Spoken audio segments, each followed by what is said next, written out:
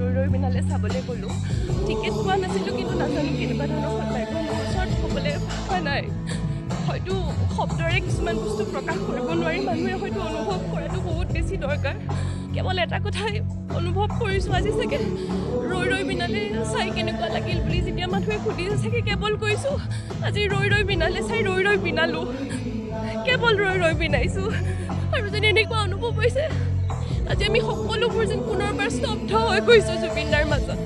তেখেতৰ মাজত যেন আমি সকলোবোৰ স্তব্ধ চিনেমাখন চাই অহাৰ পৰাই মনটো মানা নাছিলে কাৰণে